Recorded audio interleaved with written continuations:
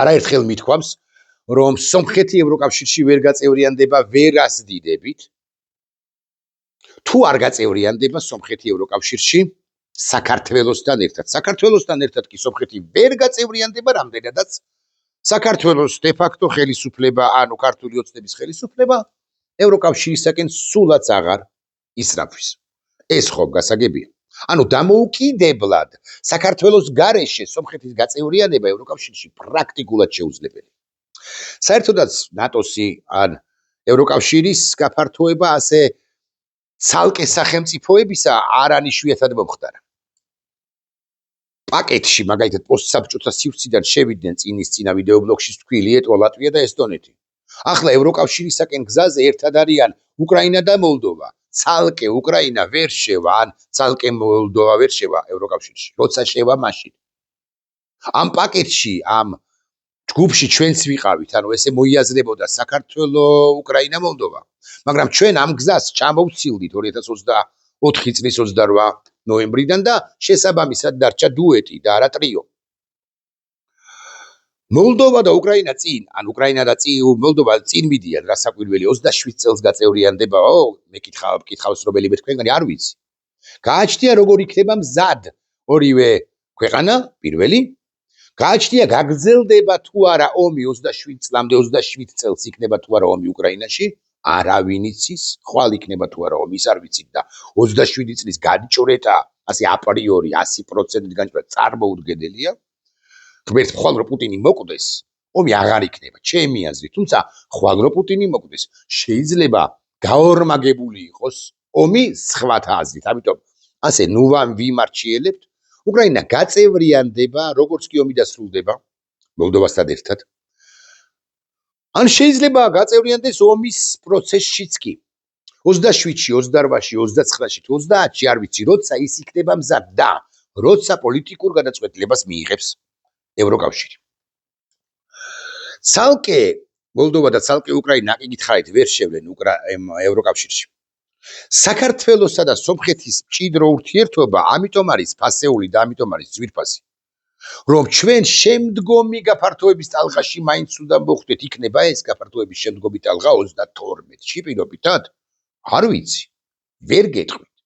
შეიძლება აღარც იყოს. მე მაინც იმედს ვიტოვებ, რომ იქნება. ანუ 27-ში თუ 28-ში თუ 29-ში თუ 30-ში გაფართოების ბოლო ტალღა კი არ იქნება, არამედ იქნება ბოლოს წინა. აი სუსუ ბოლოს ბოლო იქნება, როცა საქართველო და სომხეთი და შესაძლოა სხვებიც შევლენ ევროკავშირის სივრცეში. ჩვენ შეგვიძლია დღესაც, სომხეთსაც კი, მაგრამ ჩვენ შეგვიძლია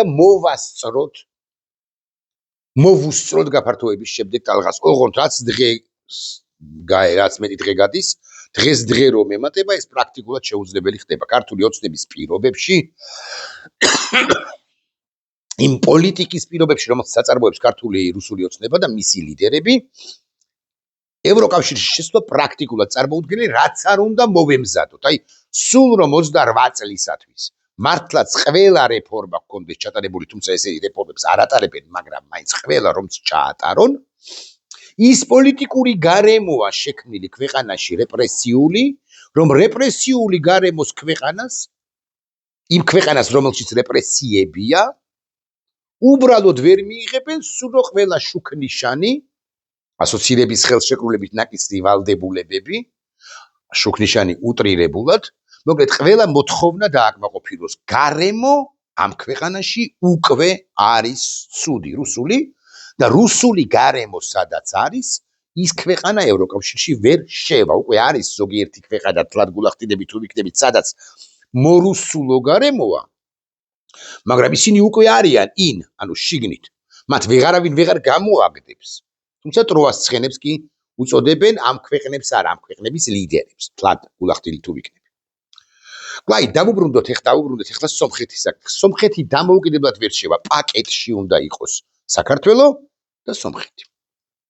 ამას ხდება ყველა ევროკავშირშიც ხდებიან, საქართველოშიც ხდებიან, სომხეთშიც ხდებიან. სომხეთში პირველი, ვინც ამას ხდება ძალიან კარგად ის იგზეგანებს, ეს არის სომხეთის ლიდერი ფაშინიანი, რომელიც რამდენიმე ხნის წინ იყო თბილისში.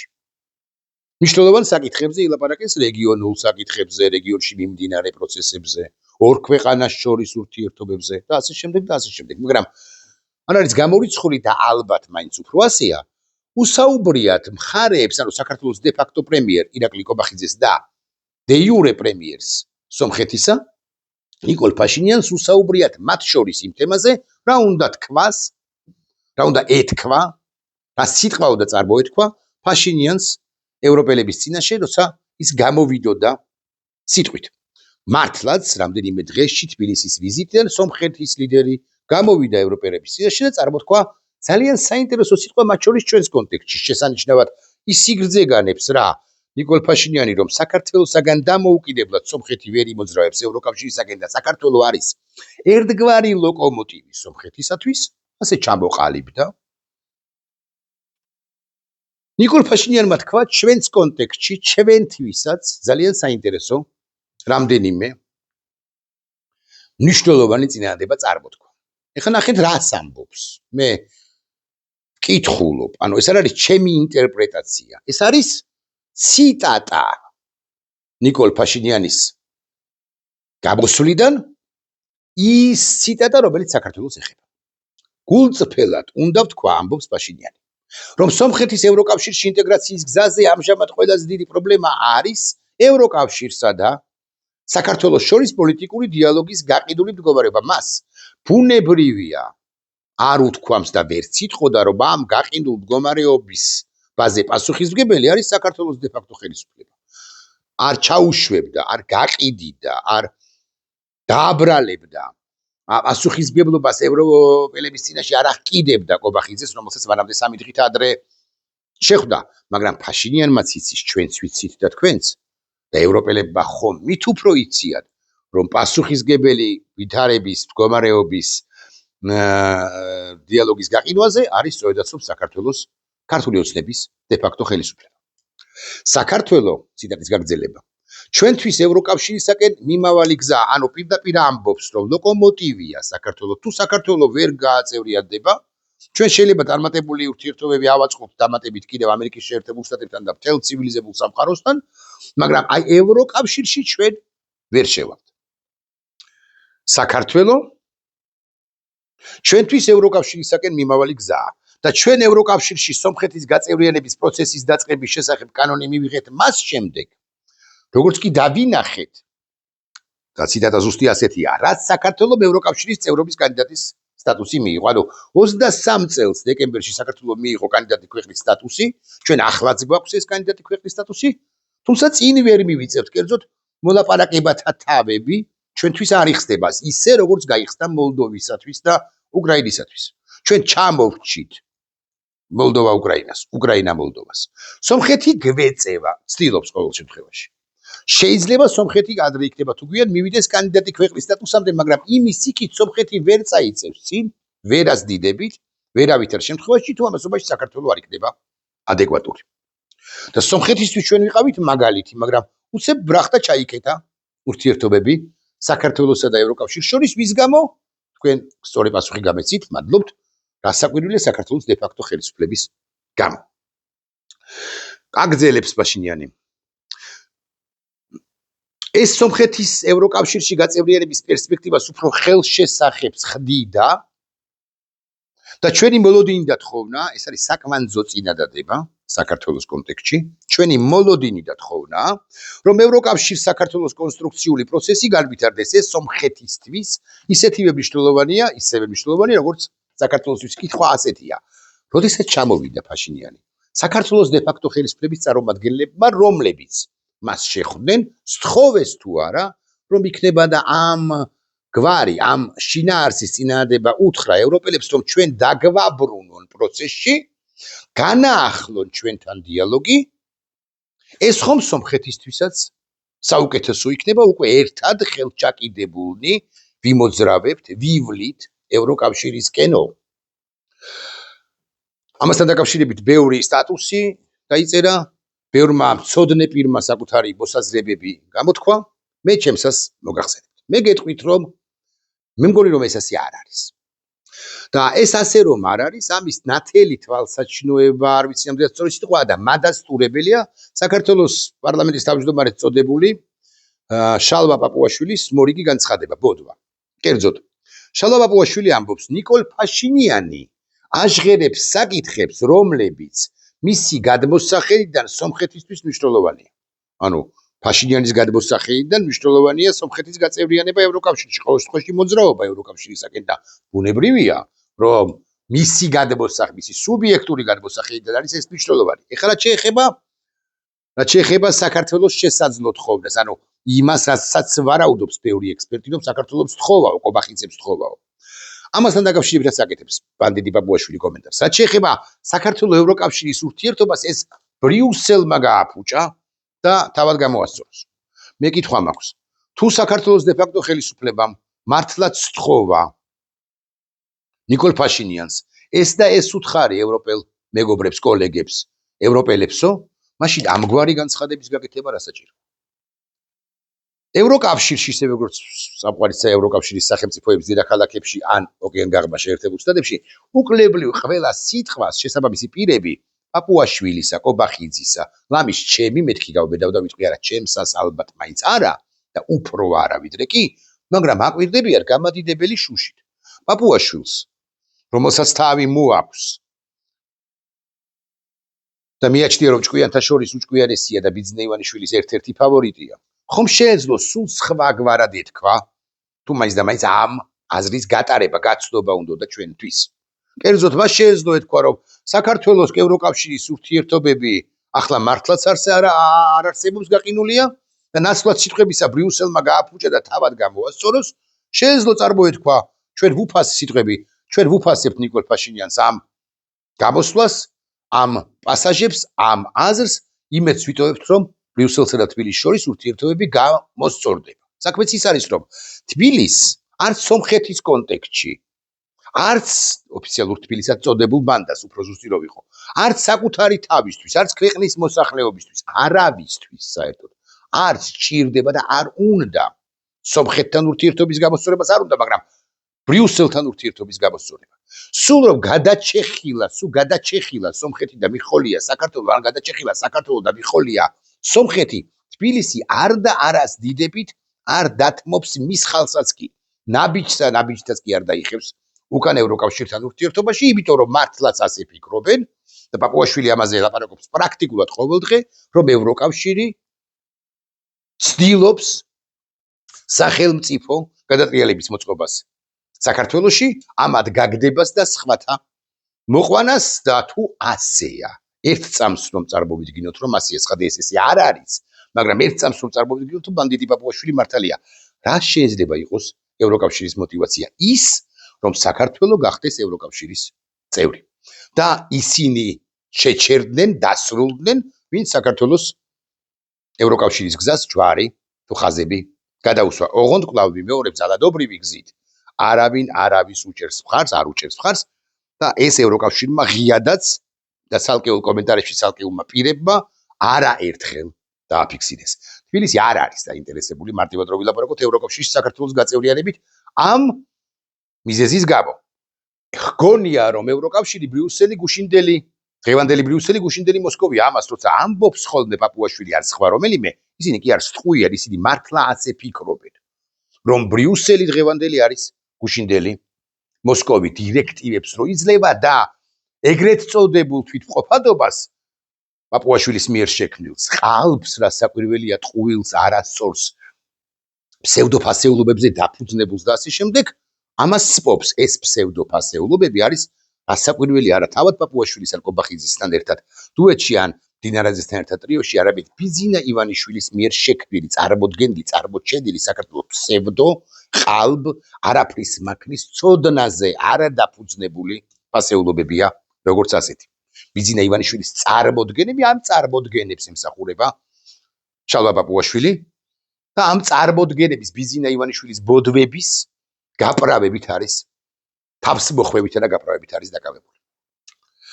ამიტომაც მე არ ვემხრობი, არ მივსდები იმ თეორიას, რომ ყობახიძემ სთხოვა, არ აინტერესებს ჩემი მოსაზრებით ყობახიძეს ევროკავშირში საქართველოს გაწევრიანება ჩაჩეხილა საქართველოს და სომხეთის პირიქით კობახიძეს ვინც ის და იქნება უნდა კიდეც რომ სომხეთის ისევე დაისაკუთროს რუსეთმა როგორც დაისაკუთრა საქართველოს ამ წლების წინ და განსაკუთრებით ბოლო პერიოდში სომხეთის დასაკუთრების შანსი რუსეთს მართლაც აქვს მიმდინარე წლის ივნისის დასაწყისში ანუ რამდენიმე თვეში 2-3 თვეში სომხეთში გაიმართება არჩევნები და ნიკოლ ფაშინიანის ხსენებული პირის მთავარი კონკურენტი არის გაგიკვირდებათ და იქაური და თქვათ ერთს იქაური ივანიშვილი ანუ იქაური აქ ხო ივანიშვილი ქართულგვარიანი რუსია იქ არის სომხურგვარიანი რუსი გვარად კარაპეტიანი რომელიც ჩემი მოსაზრებით დამარცხდება მაგრამ კარაპეტიანს თავად და კარაპეტიანის მომხრეებს რასაკვირველი აქვთ იმედი რომ ფაშინიანს დაამარცხებენ სომხეთს ძველ რელსებზე დააბრუნებენ აქედან ამერიკას ძლივ შემოსულს გააგდებენ და სომხეთს არა ევროკავშირისაკენ არამედ ჩრდილოეთით რუსეთისაკენ წაიყვანენ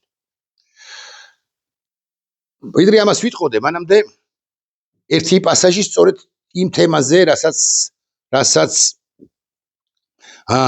საქართველოს ხელისუფლების ართხოვნა ჰქვია ჟურნალისტმა ჰკითხა ხოთაშურის ფაშინიანს საქართველოს ხელისუფლებამ გთხოვათ თუ არა თქვენ რომ ეს საკითხი სწორედ ასე დაგეყენებინათ ევროკავშირში რაზეც პრემიერ-მინისტრმა ფაშინიანმა უპასუხა ალალად და მე არ მეპარება ეჭვი ამ კითხვაში და ამ პასუხში უფრო ზუსტი რომ იყო ფაშინიანი ციტატა საქართველოს ხელისუფლების მხრიდან ასეთი თხოვნა და არც თხოვნა და არც მოწოდება არ ყოფილა ჩვენ ნამდვილად შეშფოთებულნი ვართ იმ ვითარებით რომელიც არის საქართველოსა და ევროკავშირის შორის ურთიერთობებში ეს ჩვენ ძალიან გვაწუხებს და ბუნებრივია რომ აწუხებს ფაშინიანს და ეს უფრო თვით ინიციატივაა ჩემი ანალიზით და არა კობახიძის თხოვნა ფაშინიანისათვის რომ იქნება და დამილაგო ურთიერთობები ევროკავშირთანო ეს პასუხი და ზემოთ რაც გაგაცანით პაპუაშვილის პასუხი რომ ჩვენ არაფერი გვითქვამს სომხეთისათვის სომხეთის ლიდერისათვის და ფაშინიანი აჟღერებს საკითხებს რომლებიც მისი გადმოსახედიდან არის სომხეთისთვის მნიშვნელოვანი რაც შეეხება საქართველოს ევროკავშირის ურთიერთობას ეს ბრიუსელმა გააფუჭა თავად და გამოასწოროს თავად ეს ორი პასუხი ფაშინიანისა და პაპუაშვილისა მე მიდასტურებს იმას რომ ჩემი ვერსია უფრო სწორია ვიდრე ვერსია იმ პირებისა რომლებიც ამბობენ რომ შეთანხმდნენ ფაშინიანი და კობახიძე რა უნდა ეთქვა პირველ მათგანს ანუ ფაშინიანს ევროკავშირში სიტყვით გამოსვლისას ეხლა რაც შეეხება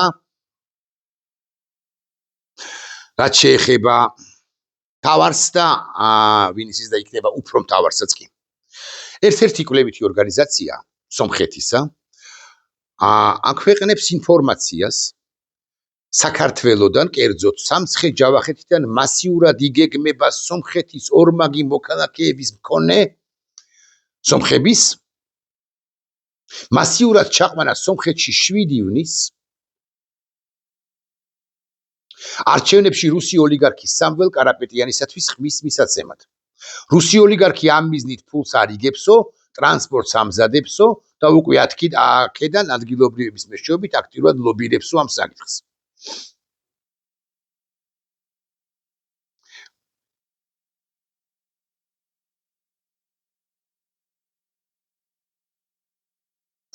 ეს მე ვერ გეტყვით ეს ინფორმაცია სწორია თუ არა, რაღაცას ვკითხულობდი და დამაინტერესა ერთმა პასაჟმა ამავე ინფორმაციიდან, არ არის ახლა მნიშვნელოვანი, ამას არ გაგაცნობთ, იმიტომ რომ საინტერესო ანალიზი აქვს ერთ ჩვენს და ჩემს მეგობარს კონკრეტულად, ამასთან დაკავშირებით მე გეტყვით, რომ მე ამას არ გამოვრიცხავ. მე არ გამოვრიცხავ ესეთი შუალედური კომენტარით შემოვიფარგლები, არ გამოვრიცხავ, რომ სამცხე-ჯავახეთელი სომხები მართლაც გადაიყვანონ სომხეთის ტერიტორიაზე და მათ რამდენადაც ისინი ორმაგი მოქალაქეები არიან და მათ მისცენ ხმა მიიღონ მონაწილეობა არჩევნებში და მისცენ ხმა სწორედ სამუელ კარაპეტიანს, ანუ იქაურ სომხეთის მასშტაბით გარკვეულწილად ოლიგარქია ის კაცი, რუს პოლიტიკოს სომხურგვარიან სომეხს, რომელიც რუსეთის ინტერესს ატარებს სომხეთში ან გაატარებს სომხეთში და რომელიც ძველ რელსებზე ტალღაზე გადაიყვანს სომხეთს. ეგ რა მაგის პასუხია, მე ამის მჯერა ეს დაკვირვებას და ექვემდებარება სულ მინიმუმ ადგილობრივი მედიის მხრიდან არ არის გამორიცხული, იმიტომ რომ ჩემი მოსაზრებით ბიზინა ივანიშვილს და არა ირაკლი კობახიძეს იქ ფაშინიანის ჩვენს მეზობლად ფაშინიანის ლიდერნაირი თამამი ლიდერი არ სჭირდება, მას სჭირდება ლიდერი, რომელიც რუსეთს გაუწვება, მას სჭირდება ლიდერი, რომელიც ზურგს შეაქცევს აზერბაიჯანს და ბიზინა ივანიშვილთან ერთად, ანუ სჭირდება კარაპეტიანი, სწორედაც რომ ბიზინა ივანიშვილთან ერთად ხელჩაკიდებული ივლის მოსკოვისაკენ. ამ შემთხვევაში მარტო რჩება ალიევი, მესამე ლიდერი კავკასიის კიდევ ერთი სახელმწიფოსი აზერბაიჯანისა, რომელსაც ახლა ერდოღანს თუ არ მივიღებთ მხედველობაში, ფაშინიანზე უფრო სერიოზული ლიდერი და მხარდამჭერი ლიდერი და ერთად მყოფი ლიდერი კავკასიის რეგიონში უბრალოდ არ ეგულება.